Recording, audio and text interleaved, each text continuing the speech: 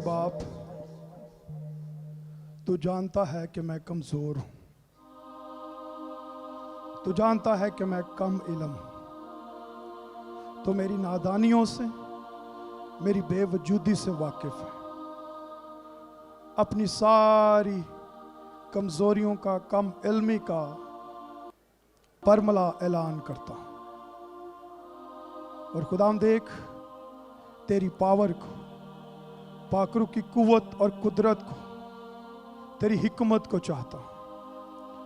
तेरे हजूर मिन्नत करता हूं, यीशु मसीह नासरी के नाम से, सर के बालों से लेकर पांव के तलवा तक मेरा कंट्रोल अपने हाथों में ले, ताकि आज का कलाम जितने फिजिकली लोग यहाँ पर बैठे हैं और जितने ऑनलाइन मुझे ज्वाइन किए हुए हैं, उनकी जिंदगियों में एक नई ताजगी लेके आए, एक नई बेदारी लेकर आए, यीशु के नाम से। आमीन आमीन। बैठिए, तशरीफ रखिए। कितने लोगों ने वर्शिप के सेशन में बरकत हासिल की है? दोनों हाथों को लहराइए। पास्टर साजिद के लिए, पास्टर मौजम के लिए और सारी क्वायर के लिए जोरदार ताली, जोरदार ताली। हालेलुया। हम खुदा की शुक्रगुजारी करते हैं। खुदा ने हाउस ऑफ प्रेयर को, इस मिनिस्ट्री को बरकत पर बरकत दी है। हालेलुया। खुदा ने हमें एक मेगा चर्च बिल्डिंग शहर लाहौर में, लाहौर जो पाकिस्तान का दिल है, दिल में एक बड़ा गिरजा दिया है, ताकि हम यहाँ पर आज़ादी के साथ खुदावंद की इबादत कर सकें। हालेलुया। खुदा ने हमें बड़े ज़बरदस्त रिसोर्सेज दे रखे हैं। खुदा ने सबसे बढ़कर इस मिनिस्ट्री को एक विजनरी और एक पैशनेट रूहानी लीडर दे रखा है। हालेलुया। जिनकी सुपरविजन में हम सब आगे बढ़ रहे हैं, और खुदा इस मिनिस्ट्री के वसीला पूरी दुनिया में रोज बरोज एक बेदारी लेकर आ रहा है। हम इन तमाम बातों के लिए खुदा का शुक्र अदा करते हैं। कितने लोगों ने कपल सेमिनार से बरकत हासिल की थी? हालेलुया। खुदा ने मेरे दिल में रखा है कि मैं भी आज जो कपल्स हैं, जो शादीशुदा जोड़े हैं, वो जो शादी के पाक बंधन में बंधने जा रहे हैं, वो जो ख़ानदानों के हेड हैं, आज कलाम में से चंद बातें अपने बड़ों, अपने उस्तादों पास्टर कमरुल ज़ुमान और पास्टर सालिक जॉन बरकत साहब को सेकंड करते हुए चंद बातें मैं भी आपके साथ शेयर कर सकूं। हालेलुया। तैयार हैं आप लोग? जरा हाथों को लहराइए और खुदा के कलाम को तालियों में वेलकम कीजिए। Praise God. हालेलुया। आइए मेरे साथ निकालिए अबरानियों का खत 13वां बाब और 4थी आयत। अबरानियों 13 और उसकी 4थी आयत बड़ी मशहूर आयत है। एक ही आयत पर गौर करेंगे, क्योंकि मुझे इतना आता भी नहीं है कि मैं इससे ज़्यादा बयान कर सकूं। एक ही आयत पर गौर करेंगे, और बाइबल मुकद्दस में हम सबों की रहनुमाई के लिए यूं लिखा है, ब्याह करना सब में इज्जत की बात समझी जाए। मेरे साथ मिलकर कहिए, ब्याह करना सब में इज्जत की बात समझी जाए और बिस्तर बेदाग रहे, क्योंकि खुदा हरामकारों और जानियों की अदालत करेगा। कलाम मुकद्दस का पढ़ा और सुना जाना हम सबों के लिए बरकत का बाइस हो। मिलकर कहें आमीन। मेरे अजीजों, ये खूबसूरत आयत जो आप सबों के सामने पढ़ी गई है, इसमें बड़ा क्लियर कट लिखा है कि ब्याह करना, शादी करना, अज़दवाज के बंधन में बंधना सब के लिए। कितनों के लिए? मिलकर कहें, सब के लिए। जिनकी शादी हुई है, मियां और बीवी के लिए, उन दोनों खानदानों के लिए, उस सोसाइटी, जिस सोसाइटी में मियां और बीवी रह रहे हैं, तमाम रिश्तेदारों के लिए ब्याह शादी करना इज्जत की बात समझी जाए। क्यों इज्जत की बात समझी जाए? What is the reason? इसकी रीजन क्या है? क्यों ब्याह शादी को इतनी ऑनर दी जाए?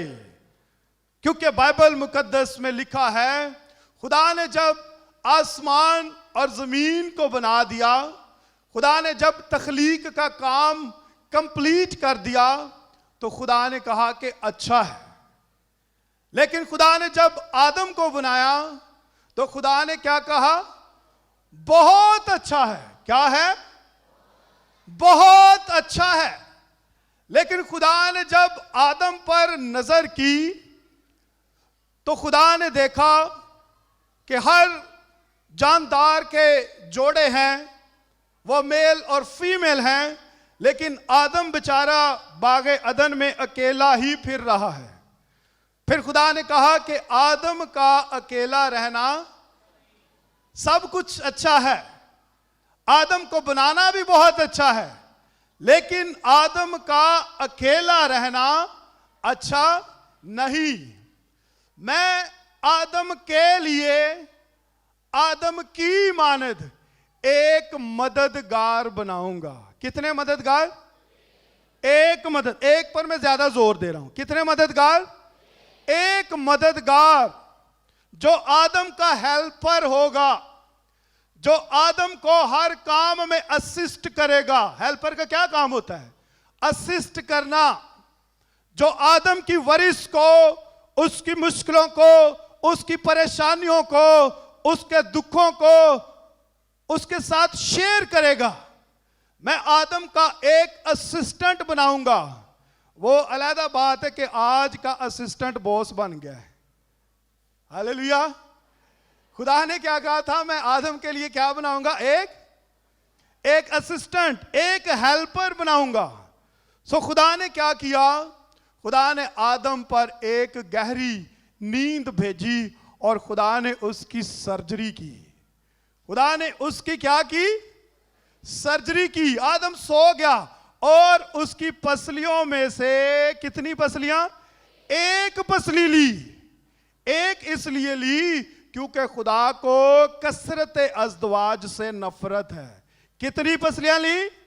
एक पसली ली और उस पसली से एक फीमेल को, हवा को बनाकर आदम के पास लाया। सो पहला जो ईडन गार्डन में निकाह हुआ, ब्याह हुआ, वो किसने किया?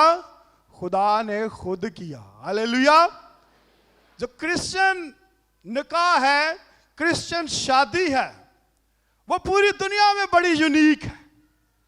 क्योंकि क्रिश्चियन निकाह ये कोई कॉन्ट्रैक्ट नहीं है, कोई अग्रीमेंट नहीं है जो 2 महीनों के बाद, 2 सालों के बाद, जो 20 सालों के बाद, 30 सालों के बाद एक्सपायर हो जाएगा।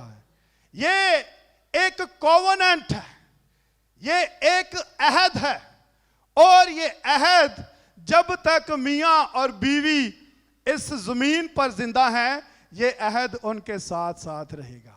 हालेलुया। सो मियां और बीवी का सबसे पहला निकाह किसने किया? खुदा ने किया। इसलिए खुदा का कलाम कहता है, ब्याह करना तुम में इज्जत की बात समझी। मैं यीशु मसीह की जिंदगी पर गौर कर रहा था। यीशु मसीह ने अनगिनत मिरेकल्स, मौजज़े इस दुनिया में किए, लेकिन वेरी फर्स्ट मिरेकल जो खुदा ने किया, यीशु मसीह ने किया, वो एक शादी में किया। यूहन्ना 2 बाब। खुदा यीशु मसीह एक शादी में इनवाइटेड थे और वहां पर जरूरत पड़ी। खुदा यीशु मसीह ने उस शादी में शामिल होकर उस शादी को, उस ब्याह को, उसको रौनक बख्शी, उसको इज्जत बख्शी, और खुदा यीशु मसीह ने उस शादी में भी एक बड़ा मौजज़ा किया था। हालेलुया। आज जिस भी शादी में, आज जिस भी घर में, आज जिस भी अज़दवाज में खुदावंद यीशु मसीह इनवाइटेड होगा, उनकी जिंदगियों में मौजज़े ही मौजज़े होना शुरू हो जाए। हालेलुया। बगैर यीशु मसीह के हमारा अज़दवाज सक्सेसफुल नहीं हो सकता। अपनी लाइफ में खुदावंद यीशु मसीह को मियां और बीवी अपनी लाइफ का, अपनी फैमिली का परमानेंट हेड बना लें, तो फिर आपकी जिंदगी में बरकत पर बरकत, तुसी गेंदे जाओगे बरकतां आंदियां जान गया, गेंदे जाओगे बरकतां आंदियां जान गया। बरकतां नहीं खत्म होनगियां, तुहाडी गिनती खत्म हो जाएगी। हालेलुया। मैं पाक रूह पर गौर कर रहा था। मैं देखता हूं कि जब पाक रूह ने नबियों, पैगंबरों और रसूलों को कलाम हक लिखवाया, जब उनको पाक रूह ने गाइड किया, तो उसमें भी मुझे एक शादी नजर आती है। किसकी शादी? बर्रा की शादी नजर आती है। बर्रा की दुल्हन कौन है? मैं और आप। बर्रा की शादी नजर आती है। इट मीन्स होली स्पिरिट भी शादी को ऑनर देता है। हालेलुया। सो ट्रिनिटी, खुदा बाप, खुदा बेटे, खुदा रूहुल कुद्स, तीनों शादी को ऑनर देते हैं। सो मुझे और आपको भी शादी को इज्जत और ऑनर देनी चाहिए। हालेलुया। ब्याह शादी करना तुम में इज्जत की, कहें ब्याह शादी करना हम में इज्जत की बात समझी जाए। मैं आज आपको चंद असूल बताऊंगा जो मेरे बाइबल में से मैंने अडॉप्ट किए हैं, और खुदा का फजल है कि पिछले 13 सालों में हमारी अज़दवाजी जिंदगी में एक दफा के अलावा कभी जुम्बश नहीं आई। हालेलुया। क्या आप इन असूलों पर गौर करना चाहते हैं? पहला असूल, खुशहाल अज़दवाजी जिंदगी का वेरी फर्स्ट प्रिंसिपल, वो है दुआ, प्रेयर, दुआ। पहला थस्सलुनीकियों 5वें बाब की 16वीं आयत से 18वीं आयत में लिखा है, हर वक्त खुश रहो, बिला नागा दुआ करो। कहें बिला नागा दुआ करो। जिस दिन से मेरी शादी हुई, वैसे मैं शादी से पहले भी दुआ करता था, जिस दिन से मेरी शादी हुई, शादी के पहले ही दिन से मैं और मेरी वाइफ ने दुआ का दामन नहीं छोड़ा। हालेलुया। बिला Naga, without any delay, without any interval, हमने दुआ को अपना ओढ़ना और बिछोना बना लिया। कोई काम रुकता है तो रुक जाए, कोई किसी चीज में हमें नुकसान होता है तो हो जाए, हम दोनों ने इकट्ठे बैठकर कोशिश की है, और खुदा ने हमें मैक्सिमम इसमें सक्सेस दी है कि हम दोनों मिलकर डेली अपने खाल के हकीकी के हजूर घुटनों के बल होकर दुआ करें। हालेलुया।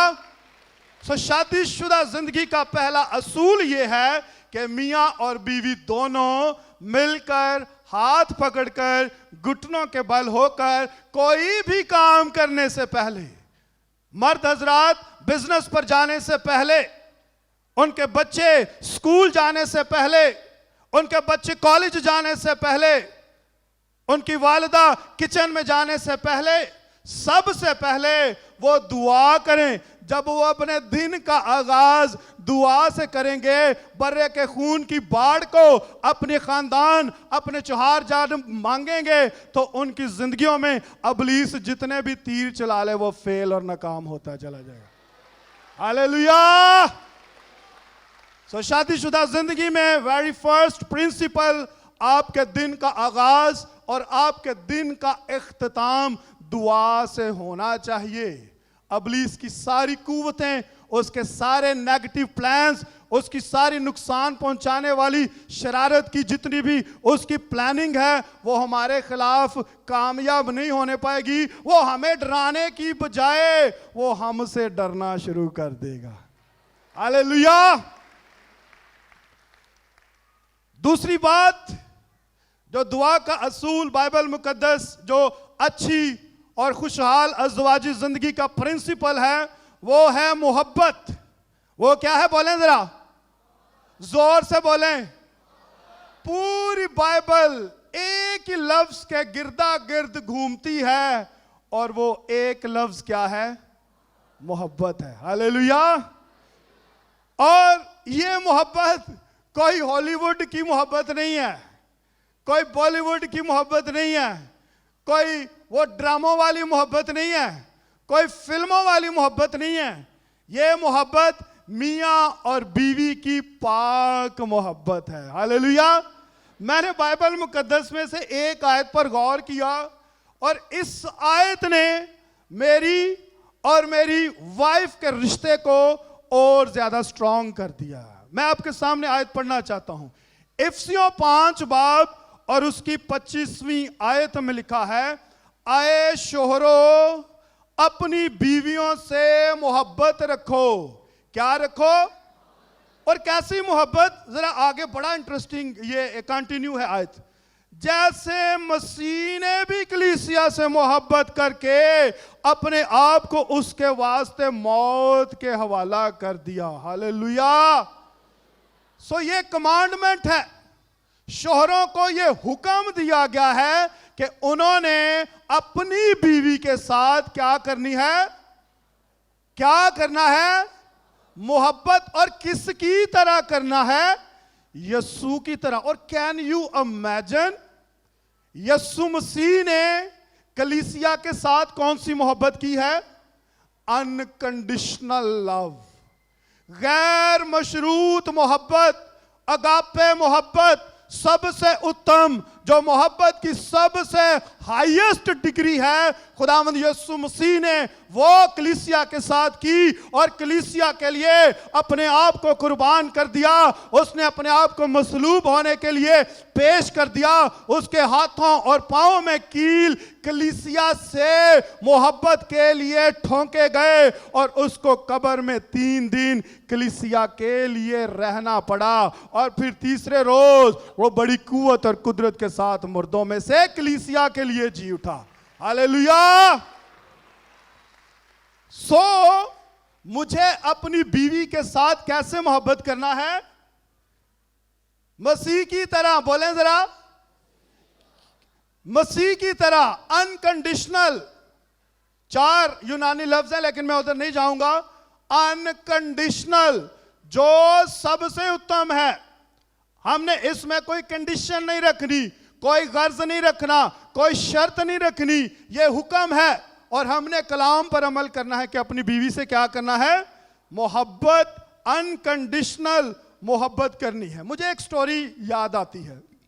एक बादशाह था और उसने कहा कि मैं अपने मुल्क के इर्द गिर्द चक्कर लगाऊंगा, मैं देखूं मेरी राया कैसी है, मेरी आवाम कैसी है। वो जाता गया और उसको नजर आया कि एक घर बन रहा है और उसने देखा कि कुछ लोग मजदूर उस घर में काम कर रहे हैं और उसने क्या देखा? एक मजदूर जो है वो ईंटें ऊपर फेंक रहा है और उसकी ईंट बाकी मजदूरों से सबसे ज्यादा ऊंची, यूं कह लें कि वो नीचे से ईंट फेंकता है और वो तीसरी मंजिल पर चली जाती है।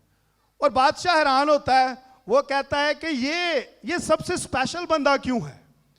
वो इन्वेस्टिगेशन करवाता है और वो जब इन्वेस्टिगेशन करवा चुकता है उसको पता चलता है कि जब ये मजदूर अपने घर जाता है, इसकी बीवी घर पर इसके आने का इंतजार करती है, स्माइल के साथ उसको वेलकम करती है, उसके नहाने के लिए गर्म पानी घर में अरेंज करती है, उसके लिए ताज़ा खाने का बंदोबस्त करती है। वो मिलकर दुआ करते हैं और उनके घर में तो बड़ी खुशहाली है। वो तो एक दूसरे से मोहब्बत करते हैं और इसीलिए जब वो फ्रेश उठ के दुआ करके अपने बिजनेस में, अपने कारोबार में, अपनी मजदूरी में, अपनी जॉब पर जाता है तो वो बंदा बाकी सबसे ज्यादा मुनफरिद नजर आता है। उसमें बड़ी पावर होती है, उसमें बड़ी एनर्जी होती है और जब वो ईंट नीचे से ऊपर फेंकता है तो उसकी ईंट सबसे ज्यादा ऊपर जाती है। हालेलुया। बादशाह ने कहा कि कुछ ऐसा करो कि इनके दरमियान जो है ना वो मोहब्बत कम हो जाए। उन्होंने उसकी बीवी के कानों में कुछ कहा और उन्होंने कहा कि तेरा बंदा किसी बाहर किसी औरत के साथ इसका चक्कर है। वो बड़ी परेशान हुई। अब अगले दिन जब वो मजदूर घर में आता है तो ना उसके लिए पानी गर्म मैसर होता है, ना उसको गरम गरम खाना मिलता है, ना ही उसके लिए बाकी फैसिलिटीज मैसर होती हैं। वो बेचारा जैसे आता है वो वैसे का वैसे लड़ झगड़ के सो जाता है, और जब वो सुबह काम पर जाता है तो बादशाह उसको मॉनिटर करता है। अब उसकी जो ईंट है वो पहली मंजिल पर भी नहीं पहुंचती। मैं कहना ये आपको चाहता हूं बहनों और भाइयों, जब आपके घर में मोहब्बत होगी, जब आपके घर में खुशहाली होगी, आप जिस भी चीज को हाथ लगाएंगे वो चीज आपके लिए बरकत का बायस बन जाएगी। मियां और बीवी की मोहब्बत, वो जब सुबह दुआ करके खुदा का नाम लेके मोहब्बत के साथ अपने बिजनेस की तरफ बढ़ेंगे, अपनी जॉब की तरफ जाएंगे, तो आगे खुशहाली ही खुशहाली होगी। उनसे दूसरे लोग बरकत पाएंगे, उनके कोलीग्स बरकत पाएंगे, बिजनेस पार्टनर बरकत पाएंगे। लेकिन अगर मियां और बीवी की आपस में लड़ाई झगड़ा है और उसे तरह ही बंदा काम ते चला गया, तो ना तो काम होना है तो दूजिया ने भी उनके तो नफरत करनी है। आमीन। सो बहनों, जो शादीशुदा बहनें हैं वो अपने हस्बैंड के साथ क्या करें? मोहब्बत करें। और इसी तरह सिमिलरली भाइयों, आप भी अपनी बीवी के साथ मोहब्बत करें। तीसरी बात, तीसरा असूल क्या है? रिस्पेक्ट, इज्जत। और बाइबल मुकद्दस में पतरस रसूल लिखते हैं, पहला पतरस 3 बाब की 6 और 7वीं आयत में लिखा है, चुनाचा सारा अब्राहम के हुक्म में रहती और उसे खुदावंद कहती थी। क्या कहती थी? बहनें कहें अपने बंदे को वो क्या कहती थी? अपने हस्बैंड को क्या कहती थी? खुदावंद। खुदावंद का मतलब है आए मेरे मास्टर, आए मेरे मालिक। आज हम देखते हैं कि बीवियां अपने हस्बैंड को बुलाती उस तरह से हैं, उसी बुलावे से ही उनके रिलेशनशिप का पता चल जाता है कि इनकी आपस में कितनी मोहब्बत है। सारा अब्राहम को क्या कहती थी? खुदावंद कहती थी। तुम भी अगर नेकी करो और किसी डरावे से ना डरो तो उसकी बेटियां हुई। किसकी बेटियां? सारा की बेटियां। वो पहले पिंडा च कहते सी, अगर किसी ने रिश्ता लैन जाना है तो ओ कुड़ी दी अम्मी नूं वेख लैन। ओ कुड़ी दी अम्मी नूं वेख लोगे तो अद्धियां आदतां ओ कुड़ी दी अम्मी दियां कुड़ी दे विच होणगी। ऐसा ही है। इसीलिए जब माएं वो अपने आप को अपने हस्बैंड के साथ वो इज्जत के साथ रखेंगी, वो उनके साथ दुआ में मोहब्बत में होंगी, तो लोग भी उनके अज़दवाज को देखकर क्या पाएंगे? बरकत पाएंगे। और शोहरों से, आए शोहरों, तुम भी बीवियों के साथ अक्लमंदी से बसर करो और औरत को नाजुक ज़र्फ जानकर उसकी क्या करो? क्या करो? ये हस्बैंड्स के लिए। औरतों की क्या करनी है? इज्जत करनी है। और यूं समझ के हम दोनों जिंदगी की नेमत के वारिस हैं, ताकि तुम्हारी दुआएं रुक ना जाएं। हालेलुया। मियां और बीवी दोनों जिंदगी के क्या हैं? वारिस हैं। और यूं समझें कि अगर वो एक दूसरे की इज्जत ना करेंगे तो उनकी दुआएं भी आसमान तक नहीं पहुंचेंगी। मियां और बीवी हर चीज पर कंप्रोमाइज कर लेते हैं। कम पैसे हैं, नो प्रॉब्लम। अगर कपड़े पुराने हैं, नो प्रॉब्लम। किराए का घर है, नो प्रॉब्लम। रिसोर्सेस कम है, नो प्रॉब्लम। किसी भी बात पे वो कंप्रोमाइज कर लेते हैं। लेकिन अगर वो एक दूसरे की इज्जत ना करते हो तो इस पर कंप्रोमाइज करना मुश्किल हो जाता है। आमीन। सो हमने क्या औरत को क्या करना है? नाजुक ज़र्फ जानकर उसकी क्या करनी है? इज्जत करनी है। अनफॉर्चुनेटली जिस मुआशरे में हम रहते हैं, इस मुआशरे में औरत को इंफीरियर समझा जाता है। इस मुआशरे में औरत को बहुत से लोग जो हैं इसको एक लिबास की तरह समझते हैं। शायद ये लिबास है, इसको हम यूज करेंगे और इसके बाद इसकी जरूरत नहीं है। बाइबल मुकद्दस मर्दों को इनकरेज करता है औरत को नाजुक ज़र्फ जानकर, उसको वीक जानकर, उसको सॉफ्ट जानकर उसकी क्या करनी है? इज्जत करनी। हालेलुया। और जब आप इज्जत करेंगे, दोनों मिलकर दुआएं करेंगे, तो आपकी दुआएं आसमान का सीना चीर कर खुदावंत तक पहुंच जाएंगे। हालेलुया। कितने लोग अहद करते हैं कि मैं अपनी बीवी की इज्जत करूंगा? सब लोग करते हैं। और कितनी बहनें यह अहद करती हैं कि वो अपने हस्बैंड की इज्जत करेंगी? Praise God. जोरदार तालियां खुदा के जलाल के लिए। चौथा असूल ये है ताबेदारी। इफिसियों 5 बाब और उसकी 22वीं आयत में लिखा है, ऐ बीवियों अपने शोहरों की ऐसे ताबे रहो जैसे खुदावंद की, क्योंकि शोहर बीवी का सर है, जैसे मसीह कलीसिया का, और वो खुद बदन का बचाने वाला है। आमीन। सो चौथी बात क्या है? ताबेदारी, ओबीडियंस। ओबीडियंस का मतलब ये नहीं है कि अगर औरत मर्द की ताबे है तो औरत मर्द से कमतर है, औरत मर्द से इंफीरियर है। अभी हमने पढ़ा पैदाइश 2 बाब ने खुदावंद ने कहा कि मैं आदम के लिए उसकी मानिद, इट मीन्स उस जैसा, उसकी तरह, उससे कम नहीं, उस जैसा मैं औरत को बनाऊंगा। और फिर यहां पर औरतों को यह कहा गया है कि उन्होंने खावंद के क्या रहना है? ताबे रहना है। ताबे रहने का यह मतलब नहीं कि खावंद उनसे सुपीरियर हैं, मर्द औरतों से सुपीरियर हैं। मर्द और औरतें दोनों सेम हैं। ताबे का मतलब यह है कि हम अपने हस्बैंड के हुक्म में हैं, हम उनकी मर्जी, जो वो जायज मर्जी हमें बताएंगे, हम उन पर अमल करेंगे। और इसकी बेहतरीन मिसाल बाइबल मुकद्दस में हमें खुदावंद यीशु मसीह की मिलती है। बाप के बिल्कुल बराबर है। जैसे काम बाप कर सकता है वैसे ही काम बेटा भी कर सकता है। बाप गुनाह माफ करता है, बेटा भी गुनाह माफ करता है। बाप शिफा देता है, बेटा भी शिफा देता है। बाप बदरूहों को निकालता है, बेटा भी बदरूहों को निकालता है। बाप मुर्दे जलाता है, बेटा भी मुर्दे जलाता है। तो भी बेटा कहता है, आए बाप मेरी नहीं बल्कि तेरी मर्जी पूरी हो। हालेलुया।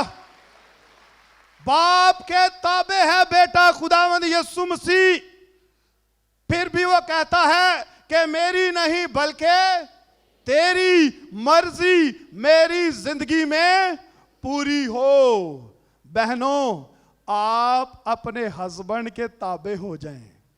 बाइबल मुकद्दस में बड़ी खूबसूरत मिसालें मिलती हैं। अब्राहम, उसको खुदा ने कहा कि तू अपने वतन को, अपने बाप को, अपने रिश्तेदारों को छोड़ और उस जगह पर जा जो मैं तुझे दिखाऊंगा।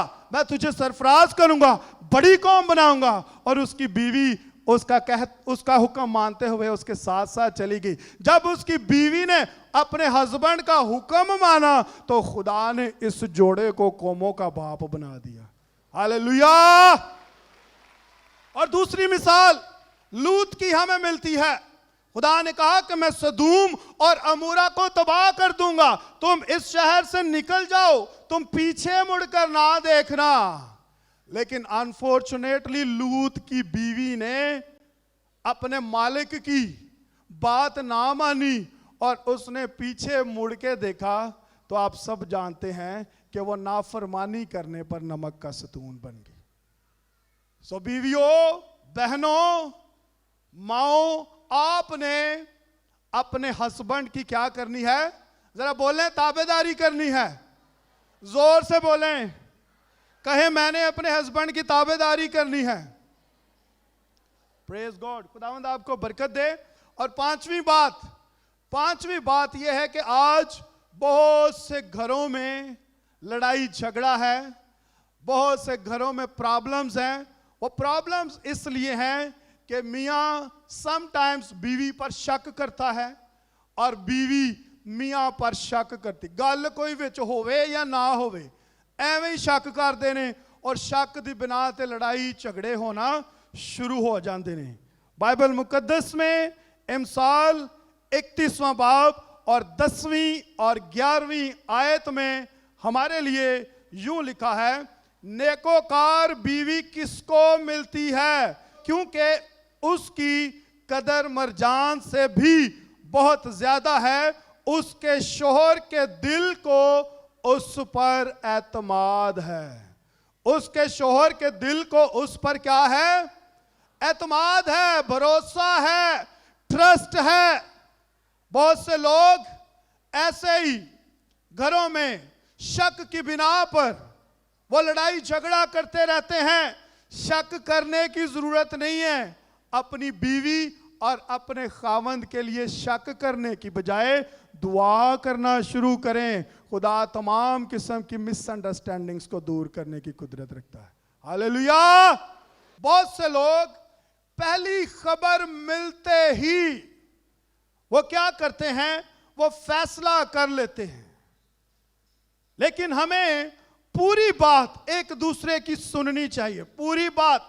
कोई भी एलिगेशन हो, कोई भी इल्जाम हो, वो खा नुकसान का हो, खा कोई नाफरमानी का हो, कोई भी हो, हमने एक दूसरे की क्या करना है? सुनना है। याकूब पहला बाब और उसकी 19वीं आयत में लिखा है, आए मेरे प्यारे भाइयों, ये बात तुम जानते हो, बस हर आदमी सुनने में तेज। किस में? जोर से बोले, सुनने में तेज और बोलने में धीरा और कहर करने में धीमा हो। खुदा ने मुझे और आपको 2 कान इसलिए दिए हैं ताकि हम ज्यादा क्या करें? सुने। और एक जुबान इसलिए दी है ताकि हम इस जुबान से कम और वक्त पर बोलें। समटाइम्स मिसअंडरस्टैंडिंग हो जाती है, हम अगले की बात नहीं सुनते और फौरन से हम क्या करते हैं? कोई फैसला कर लेते हैं, जिससे हमारी अज़दवाजी जिंदगी में खला और मसाइल पैदा होना शुरू हो जाते हैं। मुझे एक और स्टोरी याद आती है। एक मियाँ बीवी था, एक जोड़ा बड़ा खूबसूरत था।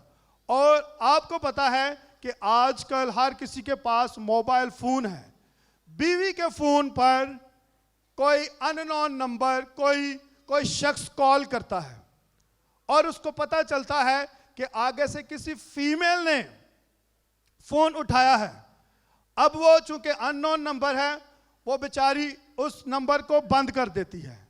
अब वो बंदा वो अबलीस के कब्जे में है, वो मैसेजेस करना शुरू कर देता है। वो डिलीट करती है, वो मैसेजेस करना शुरू कर देता है।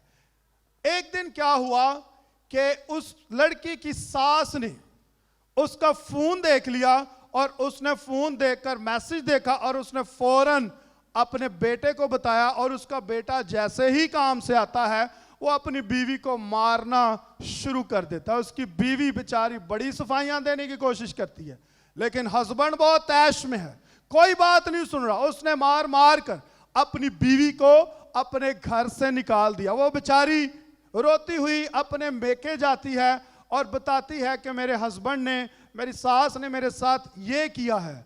और वो उसका भाई, वो भी गुस्से में जाता है, वो गन उठाता है और गन उठा के जो उसकी बहन का जो हस्बैंड होता है उसको वो गोली मारता है। उसका हस्बैंड भी मर जाता है और उसका भाई भी जेल में चला जाता है। बहनों और भाइयों, कहना ये चाहता हूं, कोई भी मिसअंडरस्टैंडिंग अगर पैदा हो, कोई आपके पास कोई भी ऐसी न्यूज आए, उसको जरूर बैठकर बंद कमरे में डिस्कस करें, खुदा से रहनुमाई मांगे, फिर खुदा आपको गाइड करेगा। आपके अज़दवाज में डिस्कशन के साथ बरकत आना शुरू हो जाएगी। हालेलुया। बिल्कुल एकदम से कोई फैसला ना लें, एकदम से किसी बात पर आप ओके ना कर दें। मियां अपनी बीवी की बात को पूरा सुने और बीवी अपने मियां की बात को पूरा सुने। अगर कोई मिसअंडरस्टैंडिंग है तो खुदा उस मिसअंडरस्टैंडिंग को जरूर ही आपकी जिंदगी से दूर करेगा। आमीन। बहुत से अभी भी बहनें हैं, भाई हैं, जो महज मिसअंडरस्टैंडिंग अपने लाइफ पार्टनर की बात ना सुनने की वजह से नाराज होकर एक दूसरे से बैठे हुए हैं। सो प्लीज आप अपने हस्बैंड की, अपनी वाइफ की बात को जरूर सुने। अगली बात यह है, आपकी जिंदगी का मकसद क्या है? आपने एक दूसरे को देना है। लूका 6 बाब और उसकी 38वीं आयत में लिखा है, दिया करो तुम्हें भी दिया जाएगा, दिया करो तुम्हें भी दिया जाएगा। इसको सिर्फ हमने हदिये के साथ ही कनेक्ट नहीं करना, दिया करो तुम्हें भी दिया जाएगा। मियां और बीवी की जो लाइफ है वो एक खेत की मानित है। आप इस खेत में जो बीज बोएंगे वैसी ही फसल आप काट लेंगे। आमीन। अगर आप इसमें मोहब्बत का बीज बोएंगे आपको बदले में मोहब्बत मिलेगी। अगर आप इसमें स्माइल का बीज बोएंगे आपको बदले में स्माइल मिलेगी। आप अगर इसमें एनकरेजमेंट का बीज बोएंगे आपको बदले में एनकरेजमेंट मिलेगी। अगर आप इस खेत में एप्रिसिएशन का बीज बोएंगे, शाबाशी का बीज बोएंगे, आपको बदले में शाबाशी, हौसला अफजाई आपको मिलेगी। जरूर अपनी वाइफ की हौसला अफजाई करें। जरूर जब आप घर से, अपने काम से घर आते हैं, लौटते हैं, तो ये ना समझें कि शायद मैं तो बड़ा काम करके आया हूं और मेरी बीवी घर पर बिल्कुल वो कुछ भी नहीं करती। Wrong wrong wrong. अगर आप जानना चाहते हैं तो एक दिन आप अपनी वाइफ के साथ अपना काम एक्सचेंज करके देखें, लग पता चाहेगा कि कार बीवियां कितना काम कर दिया ने। आमीन। सो आप जो बीज बोएंगे आपको वैसी ही फसल मिलेगी। इसी तरह बहनों, आप भी जब आपका हस्बैंड काम से आता है उनको ग्रीट करें, उनको वेलकम करें और उनके साथ मिलकर खुदावंद की शुक्रगुजारी करें। जब आप खुदावंद की शुक्रगुजारी करेंगे, जो आप बीज बोएंगे वही आप फसल काटेंगे, तो आपका अज़दवाज बरकतों से मामूर होता चला जाएगा। Hallelujah, hallelujah. एक और बात करना चाहता हूं, हमने एक दूसरे को माफ भी करना है। समटाइम्स मियां और बीवी एक दूसरे को माफ नहीं करते, वो अपनी ईगो में रह जाते हैं। इससे जुदाइयां पैदा होती हैं, मसले पैदा होते हैं। कोई भी प्रॉब्लम आपकी लाइफ में आए, आप जरूर एक दूसरे की सुने और अपने अंदर खुदा से कहें, खुदा मुझे माफ करने का हौसला दे, मुझे माफ करने की पावर दे। आए खुदा, मैं अपने लाइफ पार्टनर को माफ करना चाहता हूं। आज बहुत सी बहनें, बहुत से भाई अपने घरों में बैठे हैं, अलहदा होकर बैठे हैं, सिर्फ इस बात के साथ कि मैं अपने हस्बैंड को माफ नहीं कर सकती। बहनें इस बात के लिए वो बजिद हैं कि मेरा हस्बैंड अगर वो मुझे लेने आएगा तो मैं उसके पास जाऊंगी। भाई ये कहेंगे कि वो खुद ही आ जाए तो मैं फिर अपने सफर को दोबारा शुरू करूंगा। एक दूसरे को क्या करें? माफ करें। और बाइबल में लिखा है, सूरज के गुरूब होने से पहले पहले तुम्हारी खुफगी जाती रहे। सूरज डुबन तो पहले पहले असी अपने लाइफ पार्टनर ਨੂੰ ਕੀ करना है? माफ करना। ਅੱਜ पता नहीं किन्ने सूरज डुब गए ने, कई महीने हो गए ने, आज पता नहीं किन्ने साल हो गए ने। समटाइम्स हमारे पास लोग आते हैं और वो कहते हैं, जी मेरी वाइफ मुझसे 6 साल से नाराज है। मैं तो सुन के परेशान हो जाता हूं। और इसी तौर पर बहनें कहती हैं, मेरा हस्बैंड मुझसे 8 साल से नाराज है। और भाई एक दूसरे को माफ करें, ये जिंदगी बार बार नहीं मिलेगी। इससे आपकी लाइफ वेस्ट हो रही है, आपकी लाइफ डिस्ट्रॉय हो रही है, आपके बच्चों का फ्यूचर डिस्ट्रॉय हो रहा है। क्योंकि अगर मियां बीवी लड़ेंगे तो ये सबसे ज्यादा बुरा असर उनकी औलाद पर होगा। बच्चे देखेंगे लड़ाई कैसे करते हैं, बच्चे देखेंगे गाली गलौज कैसे करते हैं, बच्चे देखेंगे गुस्सा कैसे करते हैं, बच्चे सीखेंगे माँ बाप से कि ये तो माफ नहीं करते, वो भी इन सारी आदत को अपनी लाइफ में अपनाएंगे। प्लीज, अगर आपका हस्बैंड आपसे नाराज है किसी भी बात से, पूरे दिल से, ओपन हार्ट के साथ, दिलेरी के साथ उसको माफ कीजिए। और अगर भाइयों आपकी वाइफ आपसे नाराज है या कोई भी आपसे नाराज है, तो आप खुले दिल के साथ उनको माफ कीजिए, क्योंकि माफ करना बुज़दिलों का काम नहीं है, माफ दलेर खुदा के बब्बर शेर किया करते हैं। हालेलुया।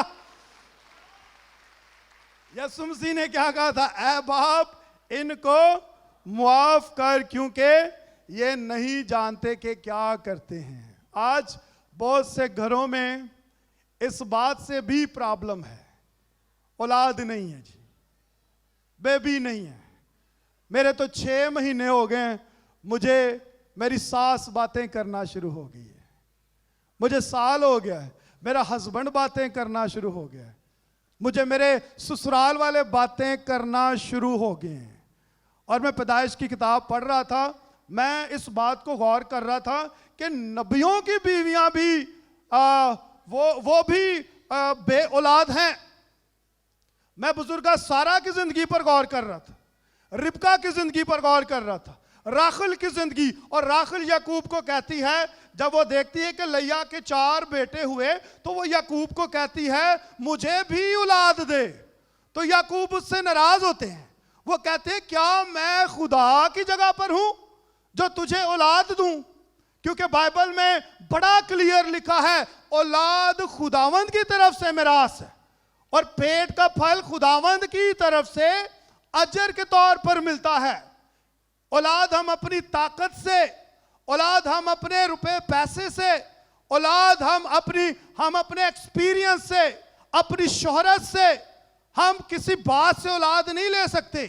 ये खुदा ही हम पर मेहरबान होता है तो हम साहबे औलाद होते हैं। हालेलुया। सो मैं बहनों और भाइयों, आइए जोरदार तालियां बजाइए खुदावंद के लिए जो हमें साहबे औलाद करता है। मैं आपको समझाना चाहता हूं, आप बाइबल मुकद्दस में से देख लीजिए, उठा लीजिए, ये मर्दों के पास, औरतों के पास इसका कोई इलाज नहीं है। खुदावंद ही हम पर फजल करता है तो खुदा हमें बेटे और बेटियां देना शुरू करता है। प्लीज, जितनी सास हैं, जितनी मदर इन लॉज हैं और जितने घर में लोग हैं, प्लीज, अगर आपकी बहू अगर बे औलाद है, अगर आपका बेटे के पास औलाद नहीं है, आप उनको बातें करना बंद कर दें और आप उनके लिए हाथ उठाकर दुआएं करना शुरू कर दें। वो खुदा जिसने अब्राहम को 100 साल की उम्र में औलाद दी थी, वही खुदा आपकी खाली झोलियों को भी भरने की कुदरत रखता है। हालेलुया। यीशु मसीह की, यीशु मसीह की।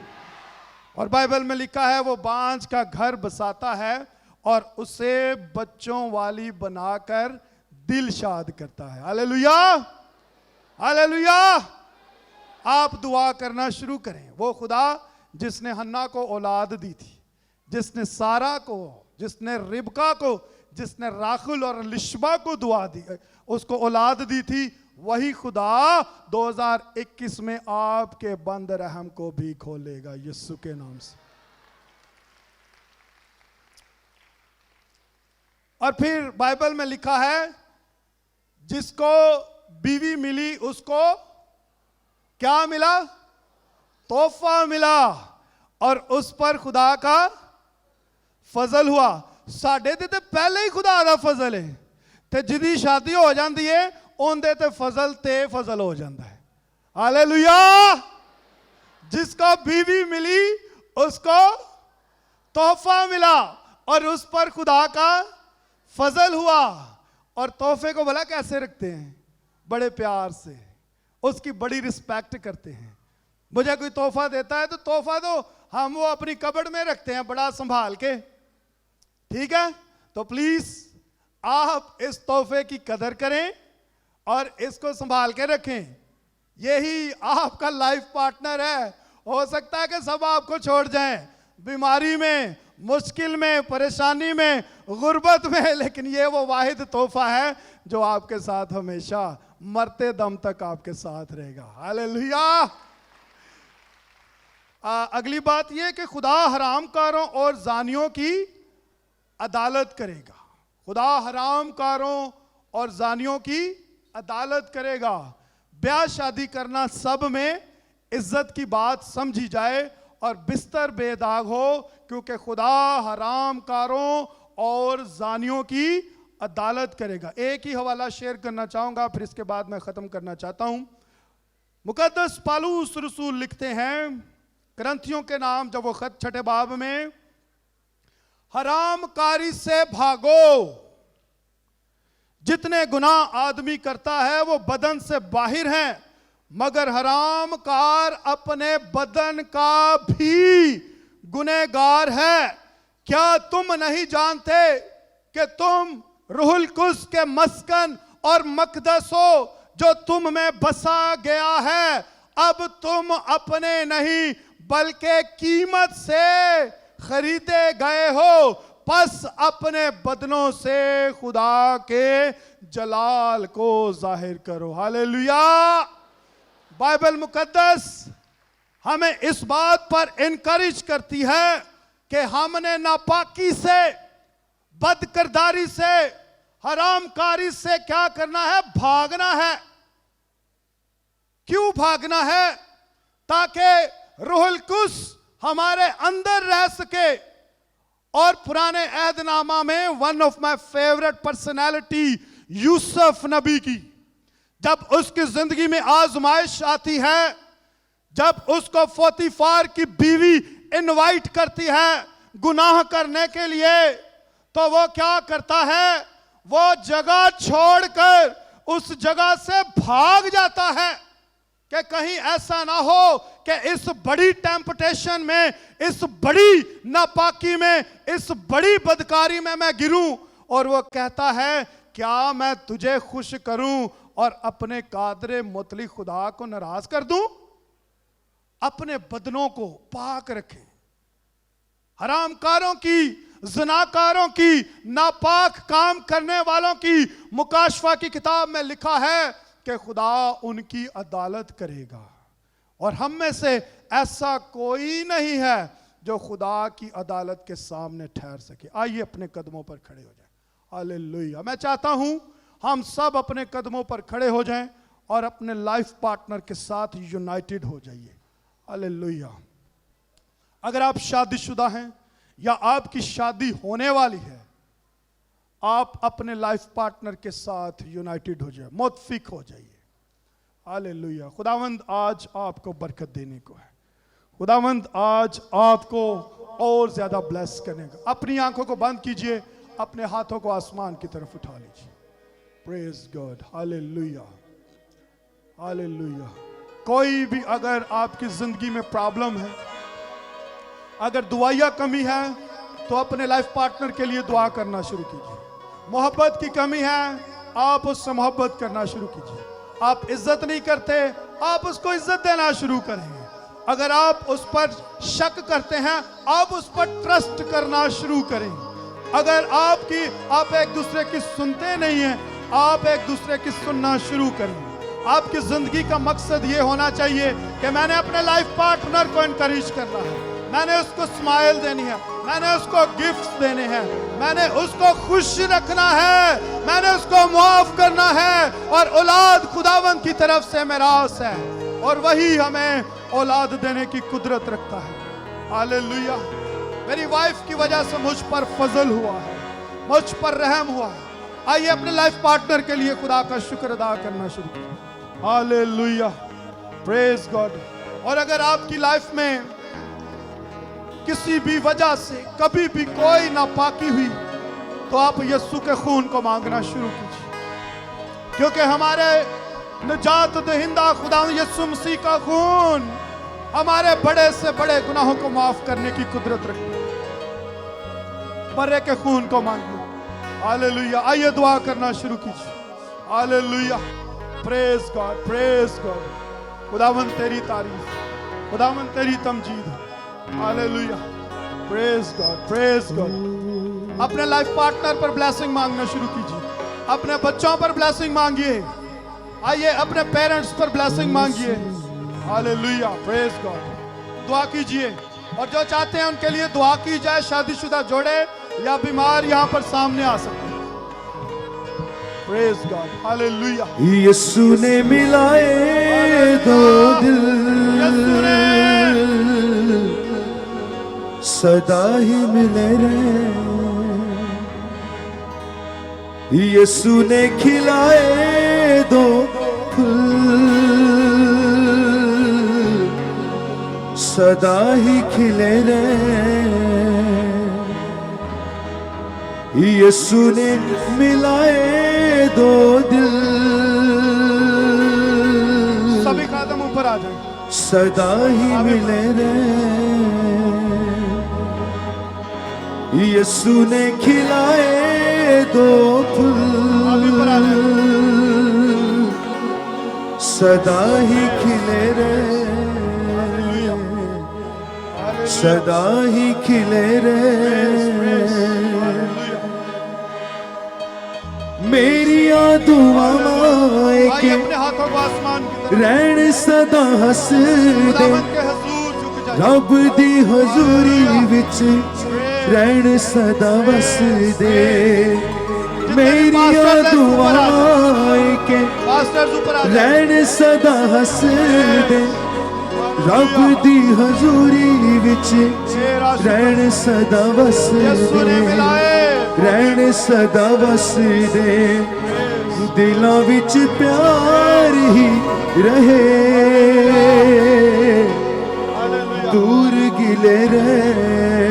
Praise, praise. दिलों विच प्यार ही रहे, दूर गिले रहे। Praise God. यीशु ने मिलाए दो दिल, सदा ही मिले रहे। यीशु ने खिलाए दो फूल, सदा ही खिले रहे। Praise, praise. जेड़ा कर मेरा यीशु नासरी बनांदा है, ओनू ना शैतान ना इंसान ओनू टांदा है। जेड़ा कर मेरा यीशु नासरी बनांदा है, ओनू ना शैतान ना इंसान ओनू टांदा है, इंसान ओनू टांदा है। दिलों विच प्यार ही रहे, दिलों विच प्यार ही रहे, दूर गिले रहे। दूर गिले रहे। दिलों विच प्यार ही रहे, आमेन, दूर आमेन, गिले आमेन, आमेन। रहे। Praise God, praise God, pure praise God, praise God, praise God। प्यारे आसमानी बाप, मैं खुदावंद यीशु मसीह नासरी के नाम से जो मुनज्जिए कायनात, खुदावंद देख इन तमाम प्यारों के लिए तेरे हुजूर मिन्नत करता हूँ। यीशु मसीह नासरी के नाम से खुदावंद देख जितने लोग यहाँ पर जमा हैं, इन सब पर खुदावंद देख तेरा फजल जारी हो, तेरी शिफा जारी हो जाए। खुदावंद देख शिफा देना तेरी फितरत है और लेना तेरे बच्चों का हक है। यीशु के नाम से तमाम बीमारियां जाती रहें। हाँ खुदा, गुर्दों में जो पत्थरियां हैं यीशु के नाम से जाती रहें। हाँ खुदा, कोविड-19 के तमाम तर खुदा देख जर्म्स यीशु के नाम से जाते रहें।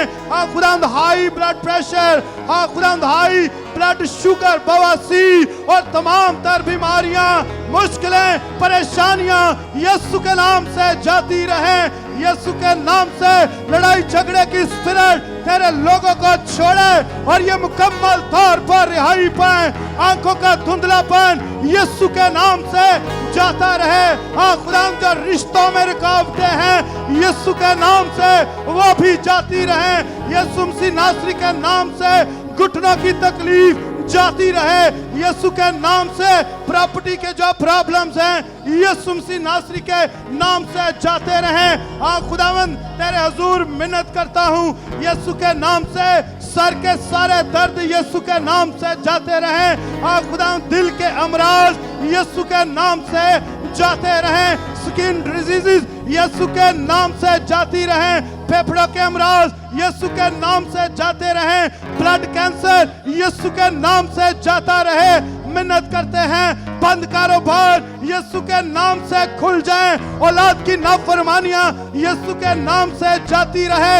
अनएम्प्लॉयमेंट यीशु के नाम से जाती रहे। हाँ खुदा, यीशु के नाम से जो भी मियां बीवी की चीटिंग है यीशु के नाम से जाती रहे।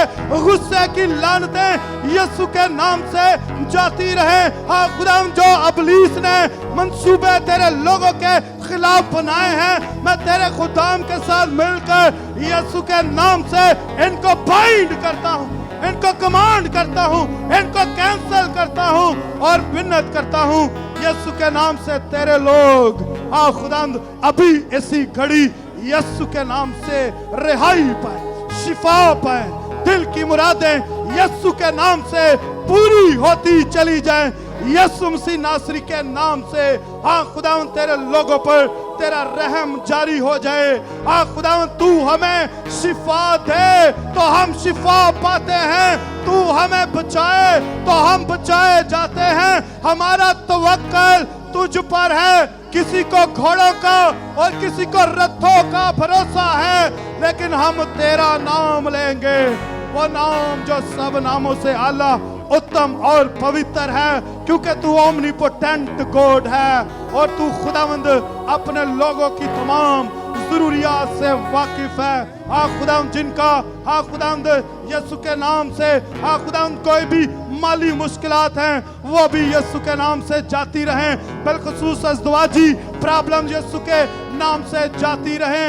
यीशु के नाम से हम मिलकर मिन्नत करते हैं। हाँ खुदावंद जो बे औलाद जोड़े हैं वो औलाद पाएं। 2021 में उनके यहाँ बेटे और बेटियां पैदा होना शुरू हो जाएं।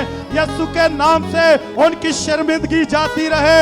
हाँ खुदावंद जिस्मानी कमजोरियां, अबलीसी मंसूबे, हाँ खुदावंद कॉम्प्लिकेशंस, हाँ खुदावंद जादूगरी के जोर यीशु के नाम से टूट जाएं और इनकी जिंदगियों में बड़ी शुक्रगुजारी आए।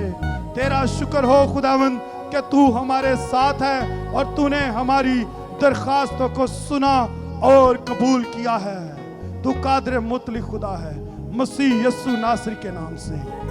आमीन आमीन।